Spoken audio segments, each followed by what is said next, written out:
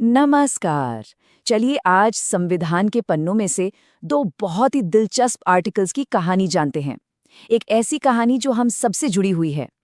एक है आर्टिकल 31 जिसने प्रॉपर्टी के अधिकार के बड़े उतार चढ़ाव देखे, और दूसरा आर्टिकल 32 जिसे हमारे फंडामेंटल राइट्स का सबसे बड़ा गार्डियन माना जाता है।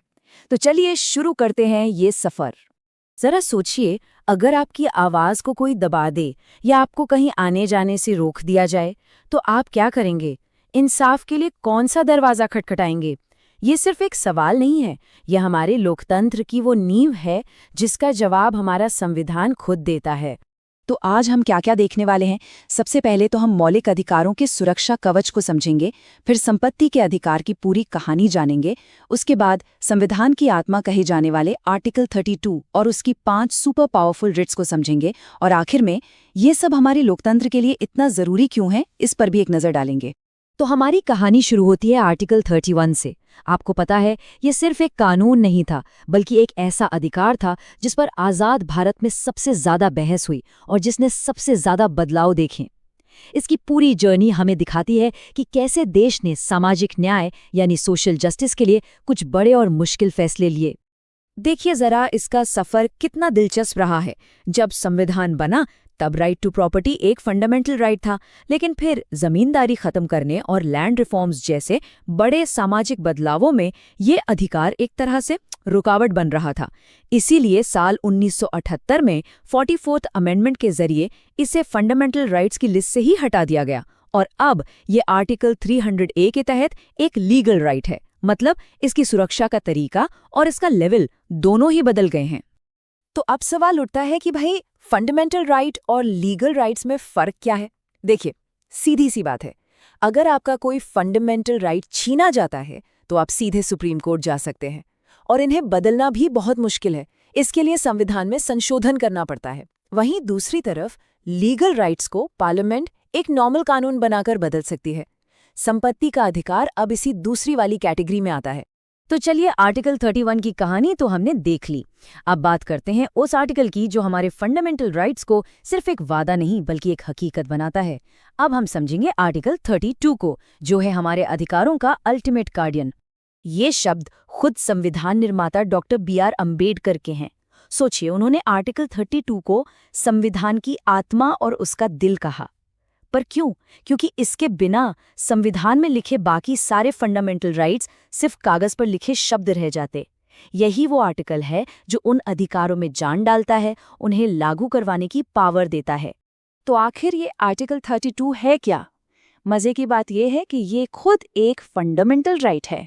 जी हाँ, और ये अधिकार इस बात की गारंटी देता है कि अगर आपके किसी भी दूसरे फंडामेंटल राइट का उल्लंघन होता है तो आप इंसाफ के लिए सीधे देश की सबसे बड़ी अदालत यानी सुप्रीम कोर्ट जा सकते हैं। आप कह सकते हैं कि ये आपके अधिकारों की सुरक्षा का एक पक्का वाला वादा है। ठीक है, तो हम सुप्रीम कोर्ट जा सकते हैं, लेकिन सवाल ये है कि सुप्रीम कोर्ट इन अधिकारों को बचाता कैसे है? इसके लिए संविधान ने कोर्ट को कुछ बहुत ही पावरफुल हथियार दिए हैं। इन्हें हम कहते हैं रिट्स, WRIT। आइए न्याय के इन 5 खास टूल्स के बारे में जानते हैं। ये है वो 5 रिट्स। हाँ, मुझे पता है इनके नाम सुनने में थोड़े मुश्किल लग सकते हैं। बंदी प्रत्यक्षीकरण, परमादेश, प्रतिषेध, उत्प्रेषण और अधिकार पृच्छा। लेकिन घबराइए मत, इनका काम बहुत सीधा और दमदार है। ये सुप्रीम कोर्ट के वो 5 ब्रह्मास्त्र हैं जो हम नागरिकों के अधिकारों की ढाल मानते हैं। ये टेबल देखिए, ये इन 5 रिट्स की एक बेहतरीन समरी है। हर रिट का एक खास मतलब और एक खास मकसद है। कोई गैर कानूनी हिरासत से बचाता है, तो कोई सरकारी अफसर को उसका काम करने पर मजबूर करता है, और कोई निचली अदालतों को उनकी सीमा में रखता है। चलिए एक एक करके समझते हैं। पहली और सबसे जरूरी रिट है हेबियस कॉर्पस, जिसका लैटिन में मतलब है शरीर को पेश करो। मतलब अगर किसी को गैर कानूनी तरीके से हिरासत में रखा गया है तो कोर्ट ये रिट जारी करके कहता है कि उस व्यक्ति को फौरन हमारे सामने लाया जाए। ये किसी भी व्यक्ति की आज़ादी का सबसे बड़ा रक्षक है। दूसरी है मैंडेमिस, जिसका मतलब है हम आदेश देते हैं। जब कोई सरकारी अधिकारी या संस्था अपना वो काम करने से मना कर दे जो कानूनन उसे करना ही चाहिए, तो कोर्ट उसे वो काम करने का आदेश देता है। मान लीजिए कोई सरकारी विभाग आपका लाइसेंस इशू नहीं कर रहा है, तो ये रिट आपके काम आ सकती है। तीसरी रिट है प्रोहिबिशन, मतलब बिल्कुल साफ है रोकना। ये रिट एक ऊपरी अदालत निचली अदालत को तब जारी करती है जब वो अपने अधिकार क्षेत्र से अपनी लिमिट से बाहर जाकर किसी केस की सुनवाई कर रही हो। ये एक तरह से गलत कार्यवाही को शुरुआत में ही रोकने वाला एक स्टे ऑर्डर है। और चौथी रिट है सर्शियोरारी। ये प्रोहिबिशन से थोड़ी अलग है। प्रोहिबिशन केस के दौरान रोकने का काम करती है, लेकिन सर्शियोरारी तब काम आती है जब निचली अदालत अपना फैसला सुना चुकी हो, लेकिन उस फैसले में कोई बड़ी कानूनी गलती हो। ऐसे में ऊपरी अदालत उस फैसले को रद्द कर सकती है। तो प्रोहिबिशन रोकने का काम करती है और सर्शियोरारी सुधारने का। और पांचवी और आखिरी रिट है को वारंटो, जिसका मतलब है किस अधिकार से या बाय व्हाट अथॉरिटी। अगर कोई व्यक्ति किसी ऐसे सरकारी पद पर बैठ जाए जिसके लिए वो क्वालिफाइड नहीं है, तो कोर्ट इस रिट के जरिए उससे पूछ सकता है कि भाई आप इस कुर्सी पर किस हक से बैठे हैं। ये सरकारी पदों पर अवैध कब्जे को रोकता है। चलिए अब फटाफट कुछ ऐसे खास पॉइंट्स पर नजर डालते हैं जो अक्सर एग्जाम्स में सीधे सीधे पूछ लिए जाते हैं। ये आपकी रिवीजन में बहुत काम आने वाले हैं, तो ध्यान से सुनिएगा।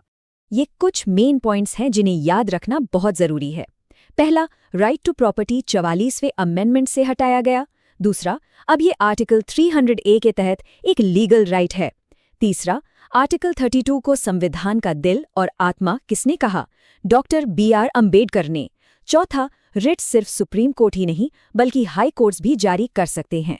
और हाँ, कुल 5 तरह की रिट्स होती हैं। बस ये एक नंबर याद रखिए, 5। संविधान ने हमारे मौलिक अधिकारों को बचाने के लिए ये 5 मजबूत पिलर्स दिए हैं। ये सिर्फ एक नंबर नहीं, ये हमारे अधिकारों की सुरक्षा की गारंटी है। तो अब इस पूरी बातचीत को एक बड़े नजरिए से देखते हैं।